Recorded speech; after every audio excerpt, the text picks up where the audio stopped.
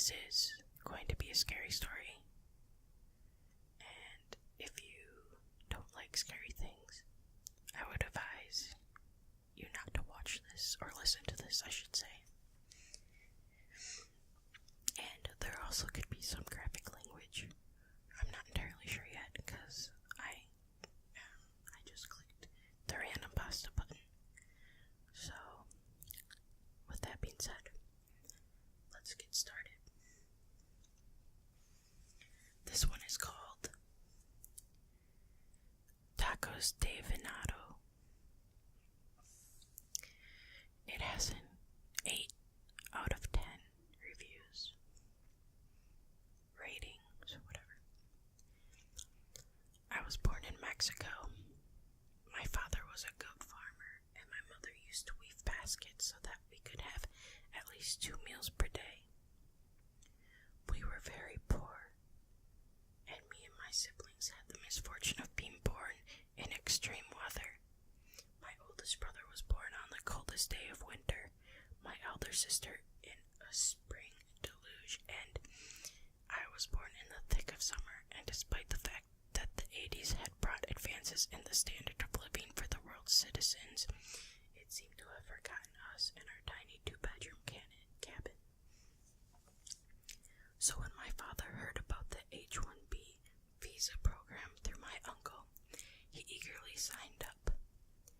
Every spring, he would go to work as a laborer on a pepper and tobacco farm in Texas. The work was hard, but the pay was good, and he was always home in time for Christmas, so he didn't complain.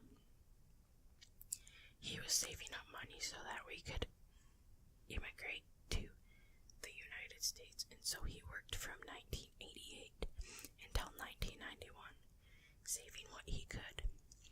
He made sure not a penny was wasted on the long winter bus ride from the farm to Mexico.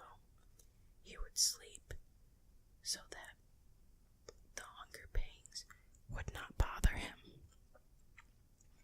He doesn't usually talk much about his days as a migrant worker, but he did tell us that one day in the winter of 1989, I believe, he could not sleep. The bus had made a rest stop near a small taco stand. The tacos smelled wonderful, and everyone on the bus formed a long line towards the taco stand, eager and salivating. The man behind the small dirty counter was very friendly, he said, but there was something that was a little off about him.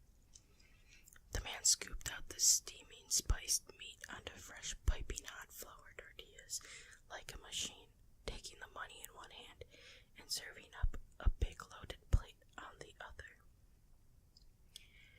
Tacos de Venado, his voice rang out.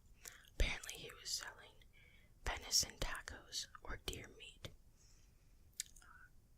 Comprensos delicious taquitos de venado. My father debated whether or not he should risk spending $2 of his hard-earned money. Fortunately, my father is quite impatient and detests long lines, so he went back to the bus and quickly fell asleep. The next winter, the bus again made a rest stop at the man's taco stand, and again the passengers formed a long line with other people. They had become addicted, they said. Every year they waited impatiently to return to this small, dingy taco stand. My father, of course, stayed on the bus. He was used to feeling of hunger. He lived with it throughout his childhood. He would surely survive. So again, he slept, dreaming of a big bowl of my mother's chicken soup with a side of hot corn tortillas, which we could afford by then. The next spring he left again. It wasn't a very good year. The weather was horrible, and so the crop yield was low. The farm had no choice but to let workers go home a month early. My father said that the fellow workers were abuzz with excitement.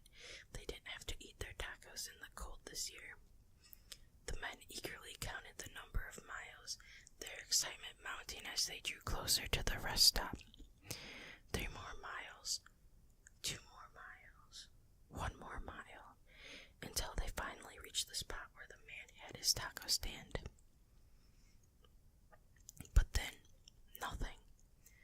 was no sign of the stand or the man with his big steel pot of delicious sweet deer meat, just an old woman selling papier-mâché frogs and piñatas.